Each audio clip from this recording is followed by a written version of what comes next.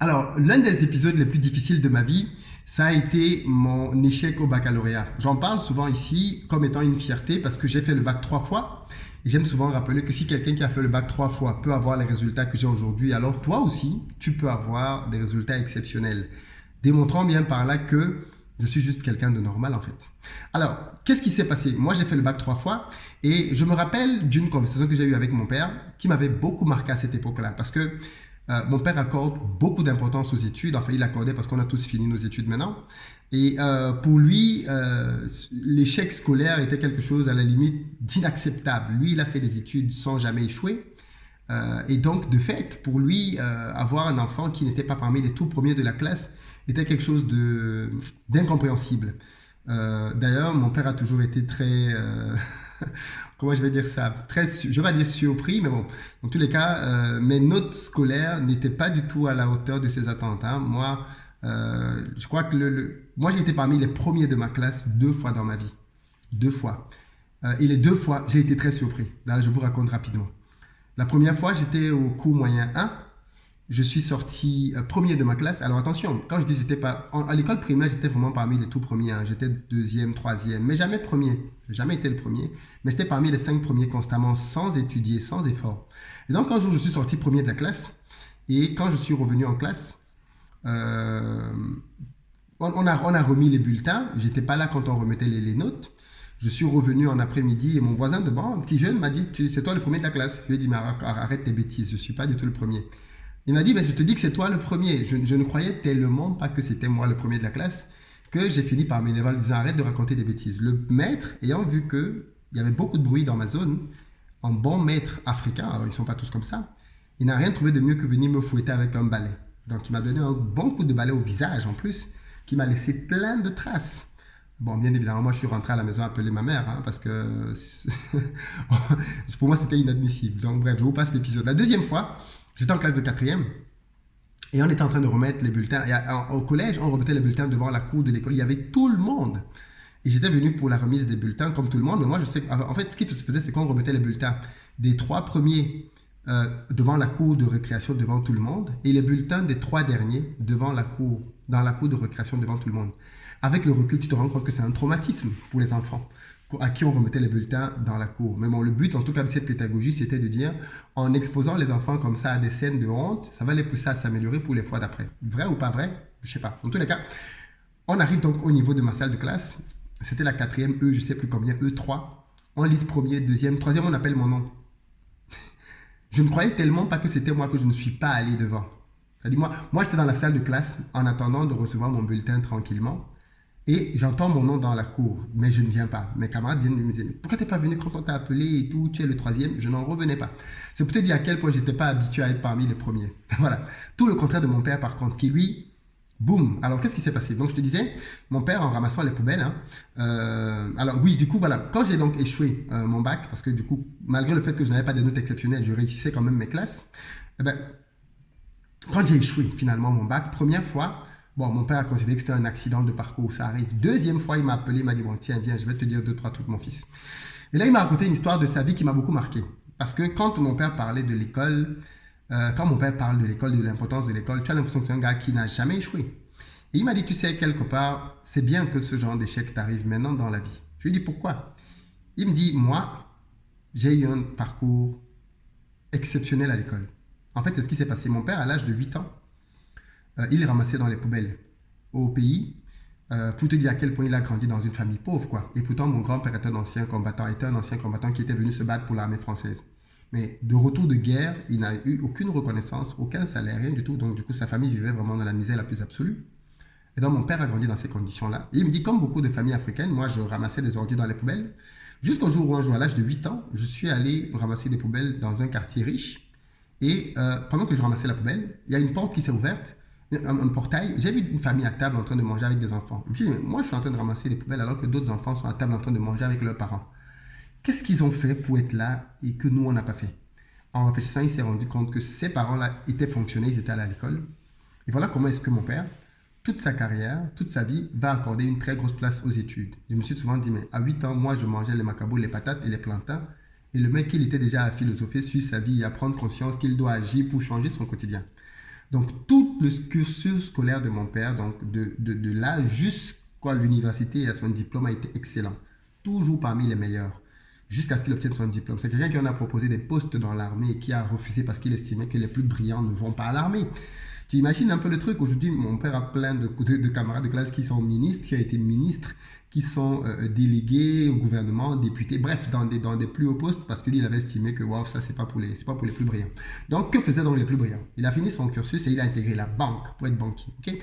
Et il a été, je crois, le plus jeune directeur de banque de tout le pays. C'est te dire, parce qu'à l'époque, les postes de cadres et autres étaient tenus par des blancs. L'administration était dirigée par des blancs et les noirs, sur le continent africain, avaient des postes subalternes. Donc, quand on a commencé à former l'élite nationale, mon père a été donc parmi les premiers de l'élite nationale à avoir été formé et à intégrer des postes de très haute responsabilité.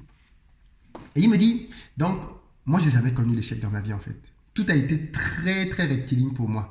Je réussissais toujours tout ce que j'entreprenais. Et ce qui a fait que l'échec, je ne savais pas ce que ça voulait dire. Mais le jour où j'ai connu l'échec, j'ai failli me suicider. Qu'est-ce qui s'est passé? Il s'est passé que quelqu'un a piqué de l'argent dans la caisse, dans la banque de mon père, dans laquelle il était directeur d'agence. Et bien évidemment, des soupçons ont été portés sur lui. C'est lui le directeur, c'est lui le boss. Et il est passé au tribunal. Enfin, au tribunal, il y a eu des enquêtes qui ont été faites, qui l'ont blanchi. Finalement, on a compris que ce n'était pas lui, c'était un cadre qui avait volé. Mais comme il était le directeur, il devait payer le prix. Donc, on l'a licencié.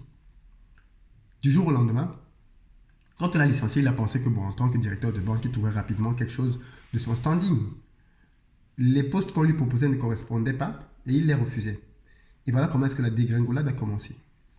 Et il allait tellement bas qu'il a dû vendre sa voiture, vendre les maisons, vendre quasiment tout ce qu'il possédait. Il a même fini par habiter dans une maison où il n'y avait ni eau ni électricité dedans. C'est te dire à quel point il était tombé bas pour quelqu'un qui avait une maison avec gouvernante, tout ce que tu veux. Il est arrivé aussi bas le jour qu'il a échoué. Il dit c'était devenu tellement difficile qu'un jour, il a pensé à se suicider. Il avait même pris les cachets, les comprimés pour les avaler. Tu imagines à quel point le désespoir de l'échec l'avait mené loin. Et il m'a dit, au final, je regrette un peu que tout se soit toujours très bien passé pour moi en fait. Parce que les gens pour qui les choses sont souvent difficiles apprennent et se familiarisent à une certaine difficulté dans la vie. Et donc, moi, c'était pour m'expliquer, et je pense qu'il avait raison, que la situation d'échec que je connaissais par rapport à mes examens au bac n'était pas quelque chose qu'il fallait prendre exclusivement du mauvais côté. Ça avait du bon parce que ça me préparait en réalité à la vie future. Et j'avoue que ces échecs au baccalauréat m'ont été salutaires, vraiment salutaires. Parce que suite à ces échecs, j'ai vraiment ressenti la douleur de l'échec, j'ai ressenti la honte que ça pouvait entraîner et ça m'a complètement changé. Complètement changé.